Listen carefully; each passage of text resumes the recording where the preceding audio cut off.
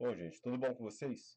Hoje nós escolhemos como tema falar sobre Hallmarks of Cancer, que são três trabalhos que foram feitos entre 2000 e 2022, que eles caracterizam um pouco o que é uma célula neoplásica, o que é uma neoplasia, e eu acho importante que vocês entendam exatamente essas características de como a célula se comporta, para que depois, quando a gente estiver batendo um papo sobre a parte das neoplasias em si, a parte toda de quimioterápicos, a gente entenda como que eles vão agir dentro dessas células. Os trabalhos do Hallmark of Cancer, eles foram feitos em 2000, com o trabalho original. Depois, em 2011, eles colocaram mais características. Depois, em 2022, eles aumentaram o número de características. O que eles estavam tentando fazer? O que acontece com uma célula para que ela se torne uma célula cancerígena? E a partir do momento que essa neoplasia se desenvolve, quais são as características que vão diferenciar ela de uma célula normal? Como que ela vai usar recursos, como que ela vai se reproduzir, como que ela vai envelhecer? E aí eles foram tentando juntar isso, eles já estão no terceiro trabalho, e a gente tem muita coisa ainda a ser vista, principalmente agora com o início da epigenética, que são as modificações estruturais e paralisações parciais na leitura, que elas podem ser interrompidas ou podem ser mantidas. A gente começa a entender melhor um pouco o que, que é isso. Então, você tem uma célula, ela está lá trabalhando muito bem e acontece algum erro. Esse erro ele pode ser corrigido ou ele pode dar origem a uma neoplasia. Dando origem à neoplasia, o que, que ele vai começar a fazer? Ele vai começar a ir no DNA e ele vai começar a desligar certos fatores do DNA que causando instabilidade. Essa instabilidade vai começar, essa célula vai começar a fazer variações do que seria o comportamento normal dela. Essas variações vão se tornar em mutações. Essas mutações, toda vez que ela se reproduzir, ela vai reproduzir exatamente uma célula com o que ela estava fazendo naquele momento, e isso vai tornar ela mais adaptada. A gente tem a tendência a achar, a tentar explicar as mutações e até qualquer comportamento do corpo como se houvesse um pensamento ali. Então a célula está fazendo isso por um motivo. A célula está fazendo isso do mesmo jeito que aquela célula neoplásica ela teve sucesso, várias outras modificações de células neoplásicas não vão ter sucesso. Então, a célula que está ali vai ser a célula que teve mais sucesso. Ela está se adaptando e ela está fazendo como as bactérias e os vírus fazem. Ela começa a se reproduzir uma quantidade muito grande. Todas as adaptações que deram certo, elas vão seguindo para as gerações seguintes. As adaptações que deram erradas, elas vão sendo absorvidas. E isso vai fazendo com que a malignidade da neoplasia ela venha em uma sequência. Então, as células neoplásicas elas começam só diferenciadas e elas vão juntando modificações, passando essas modificações para frente, para que elas possam se tornando cada vez mais adaptadas àquele ambiente, cada vez mais capazes de crescer e se desenvolver de forma a prosperar essa neoplasia. Bom, e aí a gente tem um começo da diferenciação dela. Ela estava ali e ela começa a se modificar. Como que ela se modifica? A primeira coisa que a gente tem como modificação é a coisa que a gente chama de desdiferenciação. Então, uma célula que ela veio de uma origem, ela se tornou, por exemplo, uma célula de pele comum, e essa célula de pele ela vai começar a se desdiferenciar, ela vai deixar de se tornar uma célula de pele e vai se tornar uma célula neoplásica e ela vai perdendo essas características. Essa diferenciação pode se dar em duas etapas. Ela pode se dar como uma diferenciação bloqueada, ao ir se diferenciar numa nova célula de pele, a neoplasia já acontece ali, então ela nem chega a se tornar uma célula de pele, ela já se torna da matriz a uma célula neoplásica, e ela pode fazer a transdiferenciação. A transdiferenciação é, nos dois momentos, as modificações elas são tão grandes que ela tanto se diferencia numa célula neoplásica diretamente, quanto as células que já formaram uma estrutura, por exemplo, de pele ou de um órgão, elas se tornam células neoplásicas. Então, ela vai alterar o fenótipo. O DNA está ali, ele tinha uma expressão para que acontecesse, ele tinha uma lógica de produção e simplesmente a neoplasia vai começar a atrapalhar aquelas leituras ali, tornar elas mais adaptadas para o que ela quer e menos adaptadas para o que o seu organismo inicialmente ponderou sobre elas.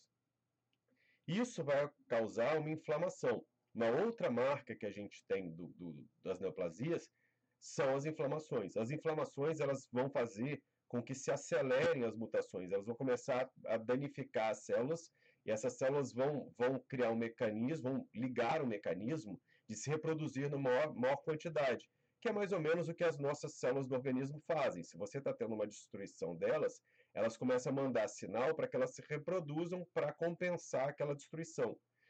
Quando você tem isso numa célula neoplásica, esse ambiente vai ficar repleto desses fatores de crescimento. As células neoplásicas vão se alimentar, entre aspas, desses fatores de crescimento e vão usar para aumentar mais ainda a multiplicação delas. Outra coisa que vai acontecer, esses ambientes onde ocorrem inflamações, eles são ricos em oxigênio reativo, que é como o organismo ele ataca essas células, quando vem as células de defesa, eles jogam esses oxigênios reativos para matar as células que estejam infectando aquele paciente. Então, você vai ter essas células de forma a serem destruídas. No entanto, essa destruição também, essa quantidade de oxigênio reativo, ela se torna mutagênica. Então, com essa destruição, entre aspas, total ou parcial, você vai ter as células neoplásicas com maior capacidade de danificar o DNA. Ela vai usar esse oxigênio reativo, ela vai absorver e ela vai atacar a estrutura da célula para que ela possa ter maior sucesso. Isso vai fazer também, de algumas vezes, um escape da quimioterapia, que aquele lugar vai estar tão inflamado que a quimioterapia vai agir em todas as células e vai tornar menos eficiente. Então, a possibilidade de uma célula neoplásica escapar da quimioterapia se torna um pouco maior. A gente vai falar isso mais à frente em quimioterápicos, mas só tenham isso em mente, que a inflamação ajuda a neoplasia a se tornar, a crescer e a se alterar. Bom, e aí a gente vai ter uma outra coisa, já com essas células já estruturadas, já com aqueles danos que ela já conseguiu propiciar no DNA, já com ela se reproduzindo numa quantidade muito grande, ela vai começar a inibir fatores que vão fazer essa correção. Então, um dos fatores que a gente tem é o gene do retinoblastoma. Esse gene ficou com esse nome porque nas primeiras pesquisas sobre o retinoblastoma, eles viram que os animais que tinham essa característica desse gene, eles se tornavam mais resistentes ao retinoblastoma do que os que não tinham. Então, o gene foi denominado retinoblastoma, mas ele é um gene de defesa, ele é um gene de reparo. Assim como o P53. O P53 é considerado o guardião do genoma, vocês vão ouvir muito falar nele, e ele é responsável por uma cadeia de eventos que vai fazer com que o seu DNA seja reparado. Então, assim que a neoplasia começou, assim que a mutação aconteceu, assim que um erro aconteceu, o P53 e os outros guardiões do genoma, eles começam a refazer aquelas modificações ali. No entanto, ele é um dos principais alvos das neoplasias. Então, modificações que a neoplasia consiga fazer no P53 vão desativar ele, modificações do gene do retinoblastoma também. Então, isso vai fazer com que a célula perca a capacidade de resistir a esse tipo de mutação, tornando as mutações mais recorrentes e mais fáceis. Então, essa é uma outra marca que eles chegaram, que é a evasão e desligamento de supressores. A célula para de ter a capacidade de suprimir as variações de DNA. A outra é a sinalização proliferativa sustentada. O que ela vai fazer agora? Já com todas essas modificações feitas, a célula vai começar a expressar fatores ali em volta que vão sinalizar o crescimento e a reprodução dela de forma incessante. Então, quando o corpo vê uma reprodução muito acelerada, que não interessa a ele, ou quando ele está numa fase que não interessa a reprodução daquelas células, existem fatores que eles mantêm as células no ciclo sem se reproduzir. Elas vão ficar ali vivas, mas sem se reproduzir. Os genes que a neoplasia altera vão fazer com que esses receptores de membrana eles deixem de existir. Então, o corpo vai avisar que é para parar de se reproduzir e a célula simplesmente vai ignorar isso. E, além disso, ela vai utilizar do mecanismo dela de reprodução para gerar componentes que vão aumentar a reprodução, inclusive, das células que são adjacentes a ela. Então, você tem toda a cascata que faz a reprodução da célula, a velocidade de reprodução vai ser aumentada. E como uma velocidade de reprodução aumentada, começa a ficar cada vez mais difícil para os remanescentes do sistema de defesa dentro da célula, do P53, do gene do retinoblastoma, compensarem isso, porque no momento que eles estão tentando reparar, a célula já se reproduziu de novo. Então, vocês vão vendo que é um mecanismo adaptativo muito difícil de ser combatido. São vários passos, e o Hallmarks of Cancer, ele trata exatamente disso, de mostrar para a gente quais são as dificuldades que a gente tem quando a gente lida com uma neoplasia. E a partir daí você pode pensar, poxa, mas aí essa célula ela vai morrer, a célula neoplásica, ela morre e a neoplasia acaba. E esse é mais uma das adaptações, resistência à morte celular programada. A morte celular programada a gente chama de apoptose. A apoptose é um mecanismo que a célula, quando ela está muito velha ou quando ela apresenta um problema, vem sinais internos dela e esses sinais eles vão avisar para as estruturas dessa célula que essa célula vai deixar de existir. Então começa a haver uma morte dessa célula de forma programada. O organismo ele mata essa célula e vai absorvendo lentamente os componentes dela, só que para o tumor não adianta, para a neoplasia não adianta isso. A neoplasia ela precisa que as mutações que ela teve tanto trabalho em desenvolver se mantenham. E para se manter, ela consegue bloquear os genes apoptóticos e ela consegue estimular genes que avisam para o corpo que ela deve ser mantida viva.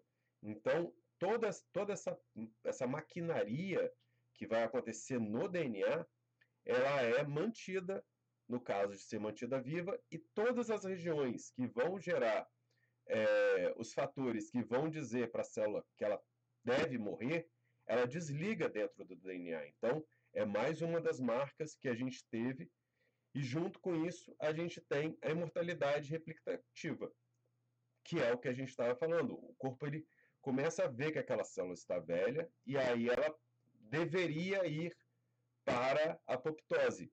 A gente chama isso de limite de Hayflick, que é a quantidade de vezes que a célula vai se reproduzir, a partir daí ela entra em apoptose. Essa medição ela é feita principalmente na telomerase, que ela vai fazer a estrutura. Esse DNA ele tem uma estrutura que precisa ser mantida. E a essa estrutura ser alterada, ao ser diminuída, a eficiência das células começa a diminuir. Então, você vê que as pessoas, quando envelhecem, elas perdem a capacidade de fazer elastina, a pele se torna mais rugosa, a capacidade de pigmentação diminui, você começa a ter cabelos brancos. Isso tudo é porque aquelas células elas se reproduziram tanto ali que elas perderam a capacidade de manter a sua estrutura do DNA. As leituras estão ocorrendo de forma equivocada. E isso vai fazer com que a gente tenha, quando a célula tem todas essas modificações que já são naturais e junta todas as modificações que a neoplasia vai fazer, uma célula vai se tornar ela viva para sempre e ela vai começar a fazer clones dela que vão ficar vivos para sempre também, e ele se alimentando dos nutrientes do corpo e crescendo cada vez mais. Então, é uma forma que o câncer tem de se manter estável para sempre. E aí, o que vai acontecer? Essas células, elas além de conseguir se reproduzir, a célula neoplásica ela ainda tem uma outra capacidade, que é uma senescência reversível. Ela consegue, uma coisa que a gente não consegue naturalmente, ressintetizar a telomerase de forma a reestruturar ela totalmente para que ela se torne uma célula ou mais nova ou mais velha. Por que ela faz isso? Ao se tornar uma célula mais velha, sem estruturas, ela começa a perder ligantes, isso começa a facilitar com que a célula faça uma migração de tecidos, faz com que ela consiga sair daquele ambiente onde ela está e seguir via sangue ou via linfa para um outro local do corpo, a qual uma célula muito nova, com todas as estruturas delas bem montadas, ela não vai sair dali, ela vai estar estruturalmente bem colocada ali. Então, essa é uma das formas que as células têm de sair do local. Então, ao fazer essa senescência, ela consegue se modificar e ela consegue migrar dali também. Uma das formas de migração das células é essa.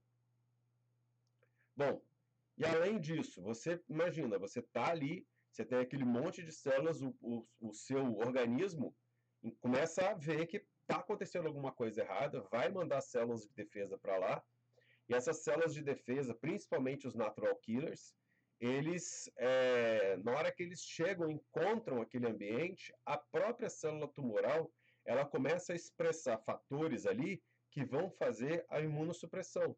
Então, quando o seu corpo ele começa a gerar marcas pedindo que células venham para lá, ele gera identificadores daquela região, como uma região que está sofrendo ataque. Essas células natural killers, elas são menos chamadas, porque as células neoplásicas, elas inibem, e quando chegam células ali, além disso, você tem uma quantidade de células que elas conseguem enganar essas natural killers, elas conseguem tirar a expressão, só para vocês entenderem, na parte de fora da célula, na membrana. A membrana citoplasmática, quando a célula está com algum problema, ela avisa, essas natural killers elas conseguem achar via essas expressões de membrana. Então, por exemplo, se a célula estiver infectada com um vírus, a célula tem como avisar ao corpo que aquela célula está infectada com o vírus.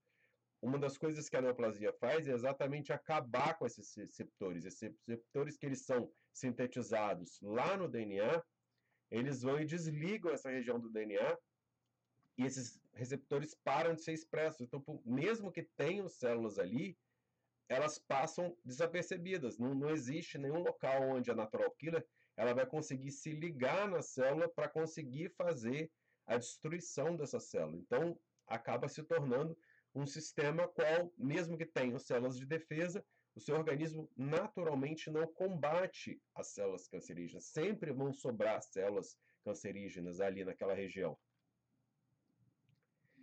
Mas tudo bem, você imagina, tem uma quantidade enorme de células ali. Como que essas células vão se nutrir? Como que vai acontecer delas se reproduzirem tanto? Toda vez que a gente viu sobre crescimento nosso, a gente sabe que a gente precisa de nutrientes, precisa da quantidade maior. Se você está em exercício físico, você precisa de uma quantidade maior ainda de nutrientes. E as células neoplásicas, elas não são diferentes disso. Elas vão começar a gerar fatores angiogênicos para que haja chegada de vasos, para que esses vasos consigam nutrir essas células e para que elas consigam se reproduzir. Então, ela vai fazer duas coisas principais. Ela vai fazer com que venham vasos para ela, e o corpo, como ele não entende por que aqueles vasos estão vindo, as outras células vão tentar dizer, olha, não manda vaso para cá, não estou pedindo. E aí, essas células neoplásicas, elas liberam fatores que vão fazer com que esse pedido por não gerar vasos também seja suprimido. Então, tanto ela gera o pedido, quanto ela pega as células que estão dizendo para que isso não aconteça, e ela consegue secretar fatores que inibem esses fatores das células, para que chegue cada vez mais veias ali e arteríolas para que essa neoplasia seja suprida. E isso acontece numa velocidade tão grande que esses tecidos eles não vão ser muito bem formados, diferente de um vaso normal, que ele é uma estrutura praticamente imune a qualquer tipo de vazamento, ele precisa de ter um estímulo ali para que ele abra a distância entre as células. Essas células que vão formar os vasos pedidos para a neoplasia, eles se formam tão rápido que eles ficam com pequenas fenestras, pequenos buracos ali entre eles. Isso facilita com que a neoplasia envie células por esses vasos para que essas células comecem a habitar outras partes do seu corpo. Então, por que principalmente o primeiro tecido que a gente vai ver quando a gente vê a neoplasia, a gente vai no tecido linfático e vai no linfonodo que esteja drenando aquela área? Porque a estrutura de membrana dos vasos linfáticos é muito mais permeável às células do que a estrutura de um vaso sadio. No entanto, neoplasias muito agressivas, que formem muito vaso, esses vasos eles vão ser praticamente tão permeáveis quanto um vaso de um linfonodo, propiciando aí, assim, que essas células elas saiam dali e sigam para outros órgãos-alvo. Bom, além disso, essas células conseguem reprogramar o seu metabolismo energético. Elas conseguem não só reprogramar, mas elas conseguem informar para as células que estão em volta o que elas fizeram e elas conseguem trocar nutrientes entre elas. Então, a principal fonte de energia que uma célula neoplásica tem, ela é uma fonte que nem é tão energeticamente adaptada, assim. Ela usa a glicólise, só que ela usa uma glicólise aeróbica. A glicólise ela vai gerar muito pouco ATP e vai gerar muita estrutura de carbono não quebrada. Sobra muito carbono. Só que essas estruturas de carbono, para a célula neoplásica, é tudo que ela quer. Ela quer estrutura para fazer a reprodução dela, quer estrutura para fazer os ligamentos que ela precisa no DNA, ela precisa do máximo de estruturas possíveis. É muito melhor você pegar uma estrutura já pronta para fazer algo do que vir de carbono em carbono montando o que você precisa. Então, a primeira coisa que elas vão fazer é essa glicólise anaeróbia. Elas vão quebrar a glicose, vão usar esse ATP, mas vão deixar muita estrutura de carbono ali dentro. Isso vai fazer com que ela tenha material para seguir a vida dela. E ainda assim, elas conseguem, via esse enorme fluxo sanguíneo que a gente viu que está chegando ali, ter área para continuar vivendo e se alimentando e crescendo e se reproduzindo mesmo com um ATP tão baixo. E ela vai ter áreas ali dentro que vão fazer essa glicólise anaeróbica, elas vão gerar lactato. Esse lactato vai ser doado para células vizinhas que estejam precisando de bases energéticas, e com isso você vai criar duas estruturas principais ali dentro, a das células que fazem glicólise anaeróbia e as células que vão usar esse lactato gerado por essas células para se reproduzirem. Então, você não tem que enfrentar um tipo de metabolismo, você tem que enfrentar dois tipos de metabolismo. E isso também é importante na adaptação dela, quando a gente estiver falando de quimioterápicos ou de formas de você impedir a neoplasia, essa diferenciação em dois tipos celulares diferentes já atrapalha muito qualquer defesa que seu organismo vai fazer. E aí você tem, além disso, na hora que você montou aquela estrutura toda ali, principalmente se você tivesse estrutura montada dentro do intestino, dentro de áreas com a microbiota, essa microbiota que está ali em volta, ela vai ser importante para defender o seu corpo das neoplasias. No entanto, dependendo da estrutura que você tenha nessa microbiota, a neoplasia também vai usar essa estrutura em vantagem própria. Então, a gente sabe que quando a célula neoplásica está ali, as células que formam, por exemplo, a estrutura do seu lúmen intestinal, toda aquela microbiota, ela, na hora que ela começa uma neoplasia, ela vai começar a reagir como um sistema de defesa seu contra aquela neoplasia. Então, essa defesa vai fazer com que haja uma batalha ali por aquele espaço. No entanto, a neoplasia, se ela conseguir ganhar, ela vai começar a usar essas células de bactérias que vão estar ali se reproduzindo em grande quantidade também, como alimento para elas. Elas vão usar todos as reações que a célula tem, tudo que ela gera, a célula neoplásica ela vai absorver e vai usar para aumentar mais ainda o crescimento dela. Então, a gente tem estudos que mostram que, dependendo do tipo de micro-organismo que você tenha numa região, você vai ter mais ou menos capacidade de defesa contra neoplasias. E essas neoplasias ainda vão se proliferar muito mais em certos tipos de organismos, mesmo em órgãos diferentes. A gente sabe, hoje, já tem muita pesquisa, mostrando que essa microflora que você tem de bactérias e fungos que existem no seu corpo, elas também fazem parte do seu sistema imune, elas também vão gerar dados ali, vão gerar resíduos que vão ser absorvidos pelo seu corpo e vão auxiliar o seu sistema imune. Destruindo isso, uma neoplasia ela consegue destruir mais um sistema que ela teria de defesa. E, como sempre, ela tem uma adaptação para se usar daquele resíduo que ela vai ter daquelas células. E com isso tudo, a gente chega na pior parte da neoplasia, que, como eu falei, ela vai causar dano tecidual, ela vai causar dano estrutural nas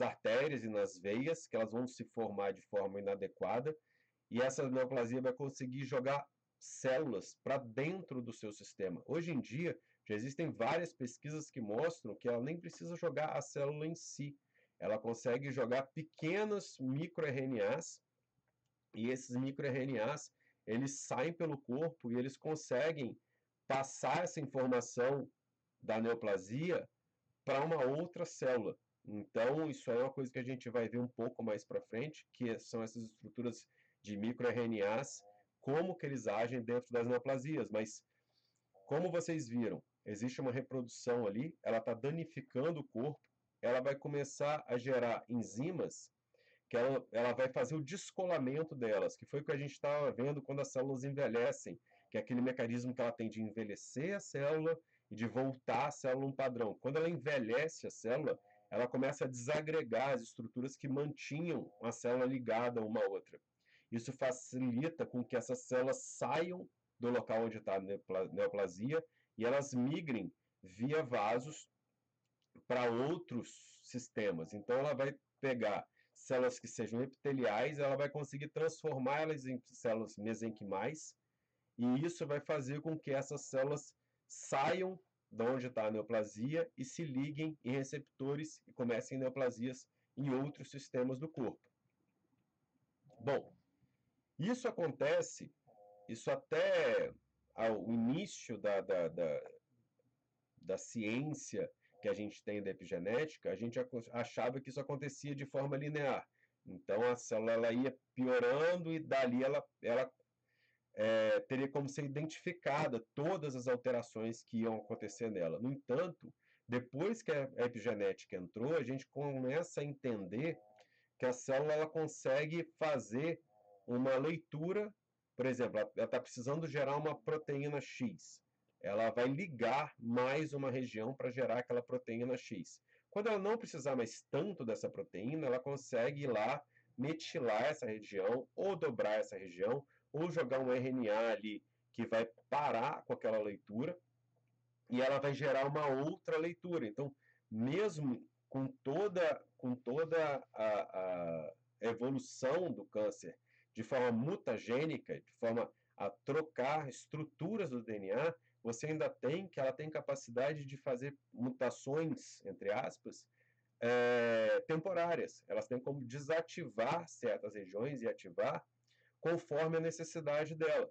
E essas adaptações podem ser transitórias. Então, por exemplo, chegou num novo órgão, onde tem um mecanismo X, Y, Z, ela vai conseguir modificar mesmo aquele DNA já todo desestruturado, já todo desdobrado, já todo mutado, ela vai conseguir fazer adaptações temporárias que vão propiciar com que ela se ligue num novo órgão onde ela não estava programada inicialmente para fazer. Por exemplo, uma célula de um melanoma, ele vai para o pulmão, ele vai estar num outro ambiente, mais rico em oxigênio, com outras características, e essa célula vai conseguir, via adaptação epigenética, a se adaptar nesse local e a colonizar esse local, e vai facilitar mais ainda com que haja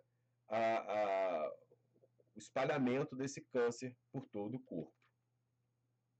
Bom, isso é o que eu tinha para falar sobre Hallmarks of Cancer.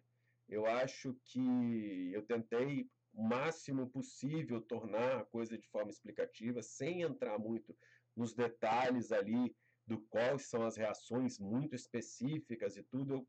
Eu acho importante que os alunos eles entendam o básico, que vocês lembrem de o que é uma célula, de como ela se adapta, de como ela chama esses vasos, por exemplo, de como ela vai mutar, mas não das reações em si, mas entendo como ela faz. As reações vão estar nos livros, vão estar pela internet toda, vai ser muito mais fácil você entender uma reação se você entende o princípio do que está acontecendo ali.